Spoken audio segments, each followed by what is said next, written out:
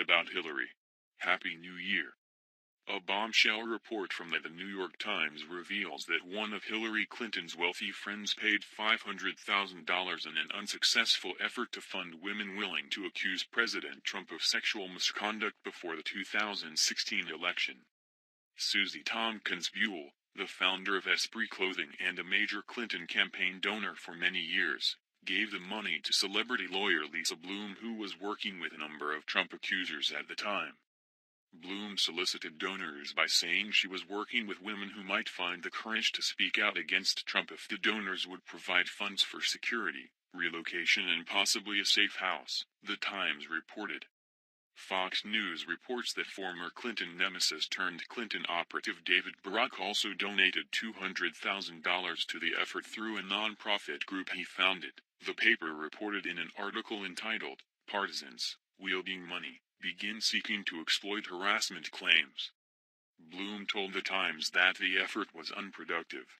One woman requested $2 million, then decided not to come forward.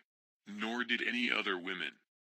Bloom said she refunded most of the cash, keeping only some funds for out-of-pocket expenses accrued while working to vet and prepare cases. The lawyer told the paper she did not communicate with Clinton or her campaign on any of this. She also maintained that she represented only clients whose stories she had corroborated and disputed the premise that she offered money to coax clients to come forward, the Times reported. "It doesn't cost anything to publicly air allegations," Bloom said. "Security and relocation are expensive and were sorely needed in a case of this magnitude, in a country filled with so much anger, hate and violence." The Times article said it learned of Buell and Barak's connection to Bloom from two Democrats familiar with the financial arrangements, who also said Bloom's law firm kept the money from Barak's nonprofit group but refunded the $500,000 that Buell contributed. Barak declined comment, according to the paper. Clinton campaign representatives said they were unaware of his work with Bloom. Buell would not comment on the financial arrangement, according to the Times. AFF reported that John Solomon of The Hill has uncovered solid evidence that Bloom was engaging in highly unethical, if not illegal activity during the 2016 presidential election, when she represented several women who came forward to accuse then-candidate Trump of misconduct. According to Solomon's reporting, Bloom offered at least one woman as much as $750,000 to come forward and accuse President Trump, and that's not even the worst part.